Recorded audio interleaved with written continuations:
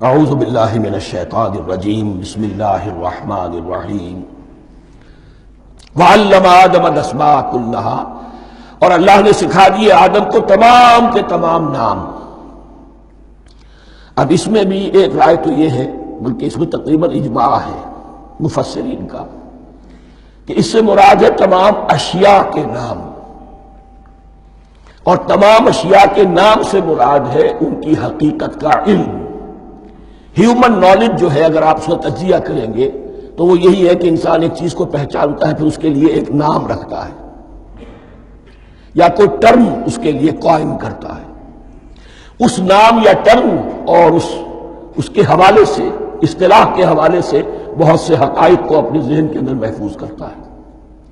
تو گویا کہ ان علمہ آدم الاسماء کلہا، تمام نام سکھا دیے کل مادی کائنات کے اندر جو کچھ وجود میں آنے والا تھا، ان سب کی حقیقت سے پوٹینشلی حضرت آدم کو آگاہ کر دیا۔ یہ پوٹینشل علم ہے، ہیومن نالج، جو ایکوائرڈ نالج ہے، جو انسان کو سم اور بسم اور اپنے اس دماغ کے کمپیوٹر کے ذریعے سے حاصل ہوتا ہے۔ ایک ہے ریویلڈ نالج، جو اللہ وحی کے ذریعے سے بھیجتا ہے۔ ایک ہے ایکوائرڈ نالج، انسان خود علم حاصل کرتا ہے۔ اس نے آنکھوں سے دیکھا، کان سے سنا، نتیجہ نکالا، اور اس کمپیوٹر نے اس کو پروسیس کیا، اس نتیجے کو کہیں میموری کے اندر سٹور کر لیا۔ یہ کمپیوٹر ہے بہت بڑا۔ پھر کچھ اور دیکھا، کچھ اور سنا، کچھ چھو کر معلوم ہوا، کچھ چکھ کر معلوم ہوا، کچھ سونگھ کر معلوم ہوا، کوئی اور نتیجہ نکلا، اسے وہ پاس میموری کے ساتھ اس کو ٹیلی کیا اور نتیجہ نکالا۔ اس طرح رفتہ رفتہ ان السمع والبصر والفؤاد کل اولئک کان عنہ مسئولا، یہ ایکوائرڈ نالج تین چیزوں سے انسان کو حاصل ہو رہا ہے، سماعت، بصارت اور یہ عقل، جو فائدہ اخذ کرتی ہے، جو اس کو پروسیس کرتی ہے، اس تمام جو سینس ڈیٹا اس کو مہیا ہوتا ہے سینس آرگنز کے ذریعے سے۔ یہ علم ہے جو پوٹینشلی حضرت آدم کو دے دیا گیا۔ اس کی ایکسفولیشن ہو رہی ہے، اب درجہ بدرجہ وہ علم پھیل رہا ہے، بڑھ رہا ہے، اور بڑھتے بڑھتے کہاں تک پہنچے گا ہم کچھ نہیں کہہ سکتے۔ کہاں سے کہاں پہنچ گیا انسان۔ اس نصف صدی کے اندر علم انسانی میں جو ایکسپلوژن ہوا ہے، میں اور آپ اس کا تصور تک نہیں کر سکتے۔ اکثر بڑے بڑے جو سائنسدان ہیں انہیں تصور نہیں ہے، اس لیے کہ ایک شخص اپنی لائن فزکس کے بارے میں جانتا ہے کیا کچھ ہو گیا، یا فزکس کی بھی کسی شاخ کے بارے میں جانتا ہے، باقی دوسری جو لائن ہے اسے کچھ پتہ نہیں۔ اسپیشلائزیشن کا دور ہے، لہذا جو ایکسپلوژن کہا جائے، دھماکہ ہوا ہے علم کا، اس کا کوئی اندازہ نہیں ہے ہمارے پاس، اور کس تیزی کے ساتھ وہ چیز آگے بڑھ رہی ہے، کس تیزی کے ساتھ ایک چیز آج جو ایجاد ہوئی چند دنوں کے اندر اندر اس کے بعد اس کا نیا کوئی ورژن آ جاتا ہے اور یہ چیز جو ہے آبسولیٹ ہو جاتی ہے۔ کمیونیکیشن کے اندر جو انقلاب عظیم برپا ہوا، تو آپ یہ سمجھیے کہ اقبال نے جو شعر کبھی کہا تھا کہ عروج آدم خاکی سے انجم سہمے جاتے ہیں، کہ یہ ٹوٹا ہوا تارا مہ کامل نہ بن جائے۔ اور یہ مہ کامل بنے گا کب؟ جب دجال کی شکل اختیار کرے گا۔ دجال کون ہوگا؟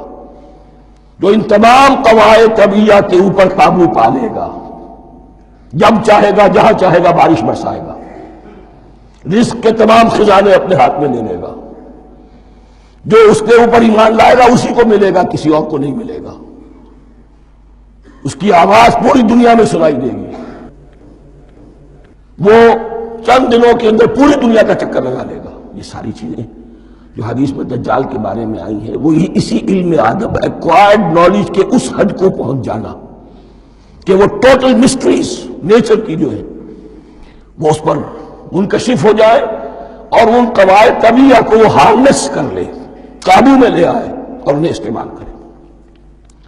کبھی جب ہمارے کسی بہت 200-300ویں کوئی پیڑھی میں کوئی ہمارے جد امجد ہوں گے جنہوں نے کوئی چٹان دیکھی کہ گری، پتھر پر پتھر ٹکرایا تو آگ اس میں سے شعلہ نکلا، اس کا یہ مشاہدہ کافی ہو گیا آگ پیدا کرنے کے لیے۔ پتھروں کو ٹکراؤ، آگ پیدا کر لو۔ یہ اس دور کی سب سے بڑی ایجاد تھی، آگ، انرجی۔ اب وہ انرجی کہاں سے کہاں پہنچی، وہ آگ نے باپ کی شکل اختیار کی، پھر ہم نے بجلی ایجاد کی، اور کب کیا ہے، ایٹمک انرجی ہے، اور نہ معلوم کیا کیا ہے، اللہ عالم۔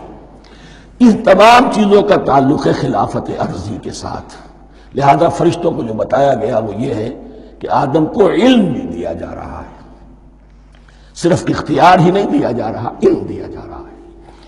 وَعَلَّمَ آدَمَ الْأَسْمَاءَ كُلَّهَا ثُمَّ عَرَضَهُمْ عَلَى الْمَلَائِكَةِ، پھر ان تمام اشیاء کو پیش کیا فرشتوں کے سامنے۔ فَقَالَ أَنبِئُونِي بِأَسْمَاءِ هَؤُلَاءِ، اور فرمایا کہ مجھے بتاؤ ان چیزوں کے نام، ان کنتم صادقین، اگر تم سچے ہو۔ قالوا سبحانك لا علم لنا الا ما علمتنا، انہوں نے کہا پروردگار تو پاک ہے ہر نقص سے، ہر عیب سے، ہر ضعف سے، ہر احتیاج سے، مبرہ ہے، منزہ ہے، اعلیٰ ہے، عرفہ ہے۔ لا علم لنا الا ما علمتنا، ہمیں کوئی علم حاصل نہیں سوائے اس کے جو تو نے ہمیں سکھا دیا ہے۔ اس کی تعبیر یہی بہتر معلوم ہوتی ہے کہ ملائکہ کی حیثیت در حقیقت اس کائناتی جو حکومت ہے اللہ کی، آفاقی حکومت، اس کے کارندوں کی ہے، یہ اس کے سول سرونٹس ہیں، تو ہر ایک کو صرف اس کے شعبے کے متعلق علم دیا گیا ہے، علم جامع نہیں ہے، تمام چیزوں کا علم یہ معلوم کرنے کی استعداد ان کے پاس نہیں ہے۔ کوئی فرشتہ فرض کیجئے بارش کے اوپر مامور ہے، کوئی پہاڑوں پر مامور ہے، جس کا ذکر سیرت میں آتا ہے کہ جب طائف میں حضور پر پتھراؤ ہوا ہے تو اس کے بعد ایک فرشتہ حاضر ہوا ہے کہ میں ملک الجبال ہوں، اللہ نے مجھے پہاڑوں پر مامور کیا ہوا ہے، آپ اگر فرمائیں تو جن لوگوں نے آپ کو ستایا ہے، یہ جو طائف جن دو پہاڑوں کے درمیان یہ وادی ہے، ان کو آپس میں ٹکرا دو کہ یہ پس کر اور سرما بن جائے۔ آپ نے فرمایا نہیں، کیا عجب، اللہ تعالیٰ ان کی اگلی نسلوں کو ہدایت دے دے۔ تو فرشتے ہیں، کوئی پہاڑوں پر مامور ہے، کوئی کسی خدمت پر مامور ہے، ان کو علم دیا گیا ہے صرف انہی کی اپنی جو بھی فرائض منصبی ہیں ان کے شعبے سے متعلق، کل نہیں۔ جامعیت جو ہے علم کی وہ ہے کہ جو حضرت آدم علیہ السلام کو پوٹینشلی دے دی گئی، اور جو اب بڑھتے بڑھتے ایک بہت پیراور درخت بن چکا۔